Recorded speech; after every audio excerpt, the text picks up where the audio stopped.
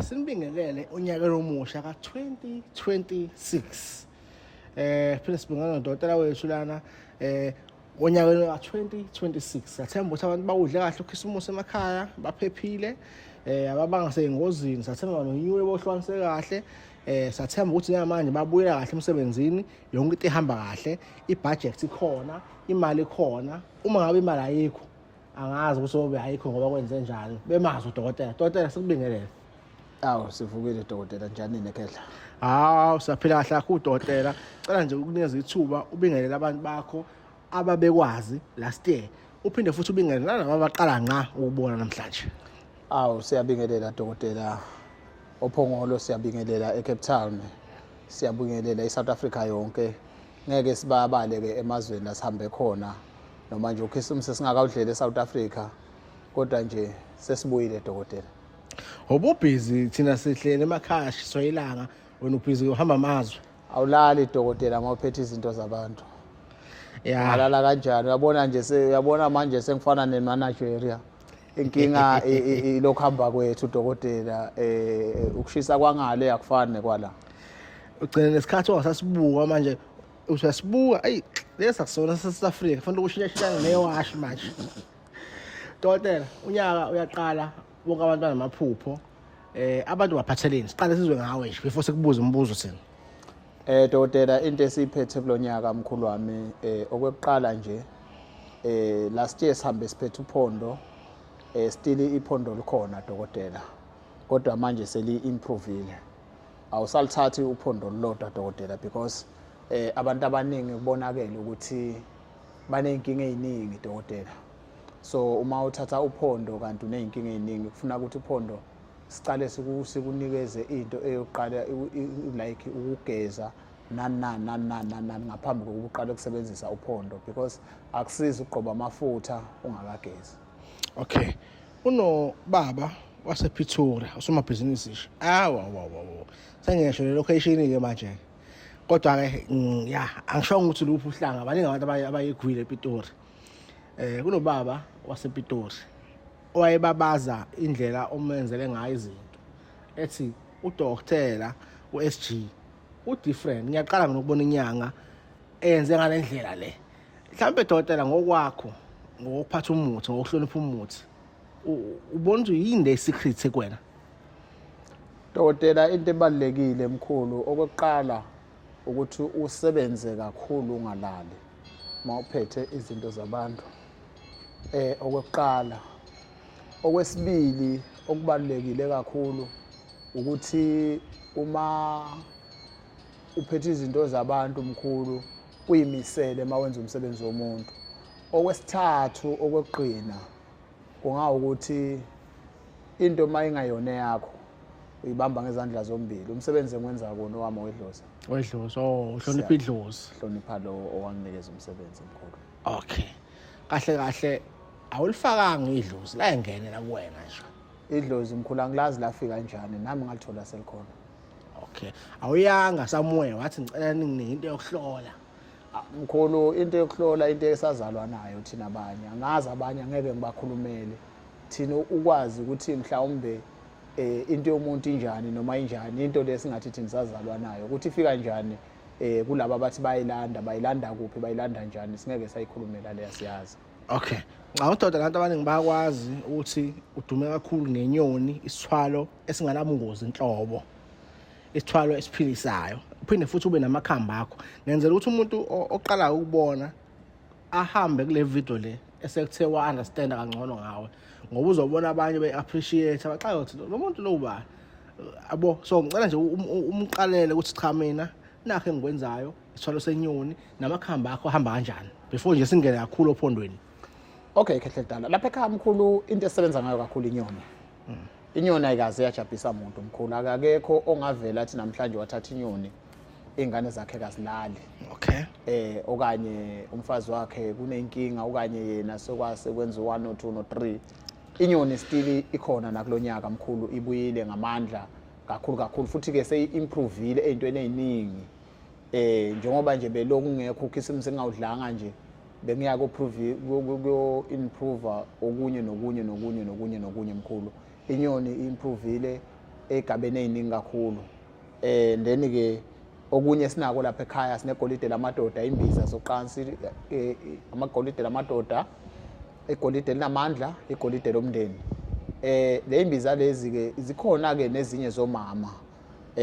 Angivamile ke ukukhuluma ngazo kakhulu ngoba akufuni kube ungathi kunjani kodwa ke ngisebenza kakhulu ngabonkulunkulu bemizi amadoda ke lawo engikhuluma ngawo omkhulu. That is why ke sisebenza kakhulu ngegolide lamadoda nelemndeni nelinamandla imbiza ezinazo lapha ekhaya. And then ke bese siyabuya lapha ekhaya sike sakhuluma ngolunye usuku omkhulu khuluma yeah kodwa ke siphinde lapha ekhaya siphinde futhi sibe nomlungu. Oh yes. Kokunye angifuni ukukufaka wena mkhulu. Angithandi ukuthi ngithengise izinto zasekhaya zonke ku social media. Okay, ngiyacabanga ukuthi umuntu oqala ukubona le video noma ongakaza ukubona udokotela uzothi udokotela umuntu omnyama futhi uphinde abe nomlungu. Mhlawumbe usichazele uma sikhuluma ngomlungu sikhuluma ngani? Mkhulu mase sikhuluma ngomlungu sikhuluma ngento yamadoda ke leyo. Okay. Into yamadoda leyo ayiyona into yabafana mkhulu. Akuyona futhi into yokudlala, ayiyona into ethathwa unoma ubani. Othi namhlanje udlile upalisha usuthi esefuna umlungu. Isithwalo somlungu. Hayi ngeke kehle dala into yamadoda leyo. Ngabe indoda leyilala naso sisithwalo. Cha mkhulu, umlungu mkhulu into ethi uma ukuthi awunayo umfazi. Okay. Ngokwemthetho wekwelapha akuvumelekile ukuthi ngikunike umlungu. Ufuna ukuthi uqale unikeze indoda eshadile enamakhosikazi okanye enonkosikazi. Okay. Bese ithatha umlungu ngoba uma ngeke ngakunika umlungu awukwazi uphinda uthathe umunye umfazi kehle dala. Okay. Shuthi uma ngabe ubaba wasekhaya efuna ukuthi sithwale mhlawumbe njengomama wasekhaya eke wangitshela sazini amabhizinisi ethu asethe uma kancane sifuna ukuthi siye kwenye level enkulu asinankinga nokuthwala. So umama ohlakaniphile uzoyiphusha indoda yakhe ukuthi izothatha umlungu ngoba after umlungu ngeke asaba khona umnakwethu. After umlungu mkhulu uvalile umama usafe ekhaya. Hayi ke umama ngiyazwa. Angina-advise, this is not a legal advice noma it's what personal advice. Kodwa nami uhlakaniphile uzokuzwa ukuthi ngithini. So ubungozi bakhe ke uma umcomparisha nenyoni ukhona lo mngozi la.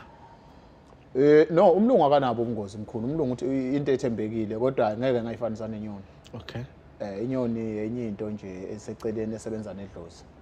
Umlungu sewule ngamandla kakhulu ke manje. Umlungu ukuthi unedlozi noma akawunalo.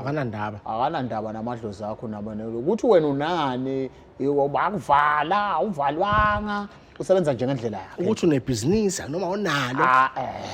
Akahlangene umlungu naleyo nto. Okay. Umlungu nje umlungu nje uyimele nje umlungu njengoba nje sisho ukuthi umlungu. Okay. Siphinde ngibuyisele emuva kancane. Ngizule lapho ukhuluma ngemithi yokusiza umama. Ngabe mhlawumbe umama othi nginenkinga yongabathola abantwana. Udokotela ngamsiza lapho? Mkhulu. Awubathola abantwana. Unenkinga ukuthi ubuye ube nophunga. Unenkinga ukuthi isinye sakho sinenkinga eziningi ezingapheli. Namhlanje ulashelwa lokhu, namhlanje ulashelwa lokhu, namhlanje kunjani. Lezi zinto lezo nje mkhulu ehambisana nesibeletho. Asinankinga thina mkhulu lapha ekhaya. Sijwayele lento ukuthi singabanakekeli omama sibuze labantu besilisa kuphela ukuthi uma ushiwe umfazi umlanda kanjani umusamthanda. Uma ngabe umama kushiwe indoda unosisi nje Slay Queen sikuthathelile umuntu wakho mhlawumbe ngabe siyathweka ngabe senzani noma sifake inzipho wena ungenza njani ke umuntu osifazane ukuthi ubuyise indoda yakho? Mkhulu leyo nto yokubuyisa umuntu iyafana kehle dala. Iyafana ukubuyisa umuntu nje umuntu into eyinto yodwa. Ukubuyisa umuntu ukuthi indoda noma umfazi uma ufike kudokotela ubuye ekhaya baba ukuthi ubaba besehlele eGoli angasabuye ekhaya okanye wavalwa wadliswa kwathini ubuye ekhaya wena sokulungisele thina. Okay. Mina ngikhuluma abantu besifazane sisiye nje ngikhuluma abantu besifazane. Uyibona abangicelile bathi ngibakhulumela. Uma ngabe indoda ungoqo kodwa siyayazi usiyasebenza nemali siyazi namabhizinisi ayinqeni ukuthengela izinto thengela ukudla amabhega ini mase uhamba ikushaye nje stress ngimele ukugibela Uber ayidedeli nje sifuna indoda ededelayo nawe umuntu osifazane uyakhuluma dokotela Yeah, 2026 sifuna abantu abadedelayo. Yeah, bafuna ukudedela. No, kehle dala into engisingayisho lapho mkhulu wami lapha ekhaya thini ngo2026 sisebenza kakhulu ngabantu abangayikhiphi vele imali. Okay. Because abanye amadoda amaningi asebenza ogoli asebenza kuphi kodwa uthola ukuthi izingane ekhaya sihamba ngenyawo masiye esikoleni omanye bawathathile amadoda kakhulu. So indaba omanye usilungisa yona kulonyaka ka2026 usizwile sesuzwile lo daba lokuthi kunamadoda angondla izingane kunamadoda angasabuye ekhaya kunamadoda angasabathanda abomama 2026 siyayilungisa leyo. Okay. Dokotela singena ke manje kwindaba enkulu ekuyona kasize ngayo kahle kahle. Uphondo. Ngabe uphondo luyisethwalo? Ngabe uphondo luyini? Uphondo omkhulu alisona sethwalo futhi alisona isiphakamiso. Okay.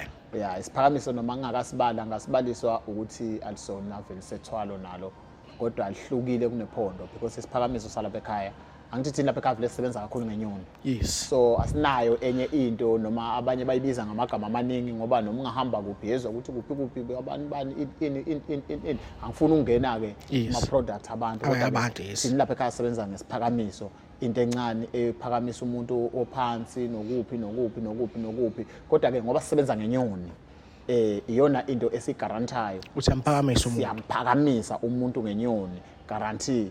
And then ke uma sibuya ke ophondweni lo umbuzo wakho othi uphondo seyisethwalo yini ngithi ke mina cha dokotela lisona sethwalo. Okay. Nguse ngibuza ngoba lo bengishilo ngathi ngesikhulu sami lesi sasePretoria. Yeah. Siyashaya ukotini ngenye level sigqoka ukotini oserious wena mwazi amagushi sigqoka amagushi yes ungaba khona igushi kodwa asona umuntu amagushi. Yeah. Silabantu amakotela aba serious engathi mase ngubize la kube ngathi manje ngikhuluma ulimi laphesheya yabo kodwa ke lo baba lo uthi lento wamnika yona asikubecela wamenza la kona okunye but le wamnika yona wayengabaza ngoba into encane nje ayifaka la emqaleni bese ifakela uthayi wakhe ayihambele emeetingini bese afika akhulume nabantu into egcina ngayo emeetingini ukuthi ideal usuke esayinile dokotela umuntu mebuka usengaze ngiphethe yini manje but mebuka umuntu uphondo indlela obumnikeza ngalo angaze abuka ngathembi yini imfihlo ngophondo kanti ilube ngasala futhi sithwalo imfihlo enkulu ngophondo namkhulu ukuthi mangikunikeza uphondo ngunikeza ama instruction. Okay. Lama instruction ngikunikeza wona ungizwe kahle ukuthi ngithini. Uphondo lingozi kakhulu mkhulu ukube uphondo ngilicaba abantu abantu abaningi bebazoba igwile ecakile. Umehluko ukuthi uma uke wena wazama ukuyicaba wathi awazi ukuthi uyolicontrola kanjani mase likuxakile.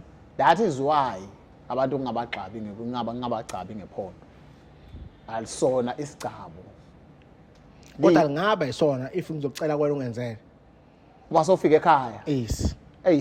Funa ukuthi sihlale phansi sivumelane. Angithi uphondo ngikhumbula kwami. Fanele ube into ehlezi uyigqokile. Yes. Uma ungayigqokile ayisebenzi. Ayisebenzi mkhulu. So mina ngifuna ukuthi lento lena ke ukuze ngingayikhohlwa ngomuntu okhohlwayo kahle. Yeah. Ngifuna ukuthi ihlale egazini kumina, ejimeni nami. Ungangicaba ngayo. Mkhulu lapho singagcaba ngophondo kodwa kufuna sindlule endaweni ezithile because lento isebenza ingakagcatshwa. Okay. Kodwa ikusebenzele. Ake so imagine isegazini kuwo. Okay, le nkulumo yakho ngayengayizwa umuntu echaza athi amafutha la abomvu lawa.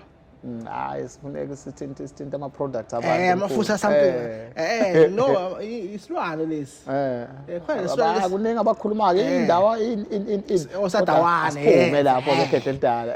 Asikho ngale. Asebenze wodwa. Kodwa ayinhlanganhlanga mewodwa. Afuna uwathanga nezinye izinto. Bese lapho ke kuya kanje eSouth Africa ezinyangeni ezu10 uthiwa iba yodwa enalamafutha lawa. La ezinye zisuke zinomkokotela nje. Yeah. Noma zisuke zinawo kodwa ediwe ukuthi kube ngathi maningi. So sengiyibuka ngalehle ukuthi ngazi ukuthi udokotela uye lo phethe lento le.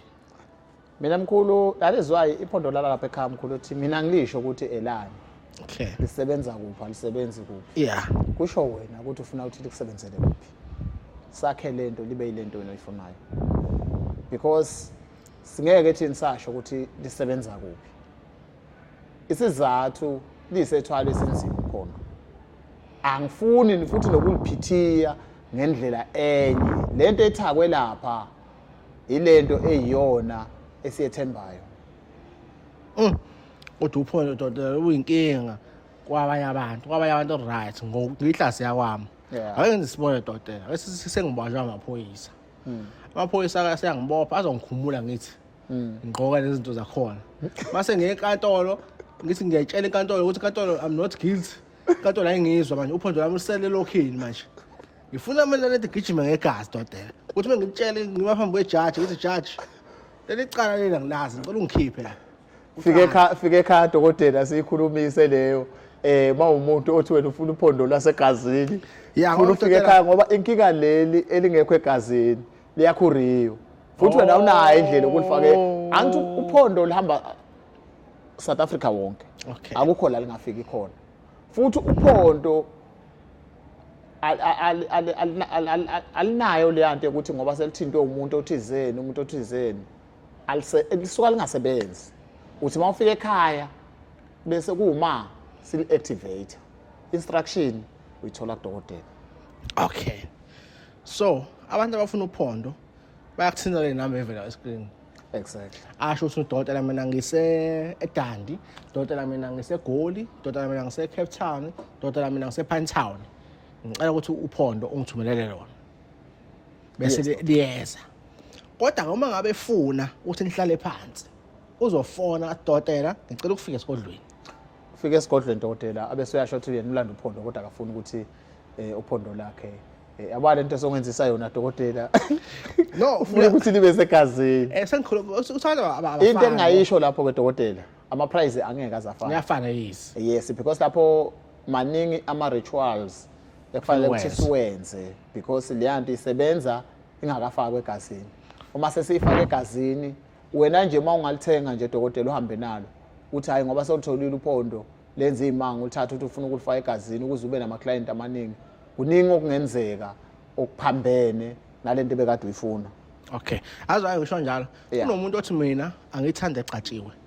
Ngoba ngiyathanda mhlawumbe ugqoka ingubo ezingivezayo umqala nesifuba yabo. Okay. Ngiyathanda ugqoka ivest, okanye ngiyathanda ukubhukuda ngigqoka ibikini ngoba ngosisi ngiyamanje. Okanye ngumjida ngiyajima ngifuna ukuveza six pack yabo. Yeah. Uzobona bebona izinqabo. So lu right for mina ukuthi ngigqoke. Ngithanda kanjalo. Omunye ethi hayi mina vele angiyena umuntu owenza lento leyo. Ngiyashaya segazini anginankinga ngiyathanda sibe segazini. Yabo abantu abafana. Yeah. So ngawuthi ngijabulisa ukuthi mina bonke bazoba accommodated. Ngiyabonga dokotela kuleyo part. Akekho umuntu ongeke uphondo athi alimlungelwe nakhona. Yes. Uphondo nje into right because lilungela wonke umuntu ophilayo emhlabeni. Umfundisi, umzalwane, usomabhizinisi, ufana nami awunalutho njengoba nje mina ngingenalutho. Hayi for the second video sosho njalo. Liyakulungela uphondo lapho lamkhulu. Alikhethi bala lomuntu ukuthi wena uphila kanjani, wenza kanjani. Uphondo li good for everyone. Mina engayisho kobaba ababuka le video le abanganalo uphondo basenkingeni ngoba labo baba banophondo bayothi bakhuluma namakhosikazi abo emsebenzini ethi uyayidlalisela nje athi awumuhle mama ugcina umama esevuma izinto angafanele ayivume. So uma uyindoda ke uhlakaniphile uzoba nayo inamba kadokotela ngoba unkosi zakho mesebenza ngese inkosi zakho uthisha nangu principal unophondo lwakhe asazi ukuthi kwenzakalani stuff room. Ya ufuna ukungiqatha nabantu dokotela. No dokotela asibonga nje kakhulu ngesikhathi sakho abantu inamba ikhona escreenini.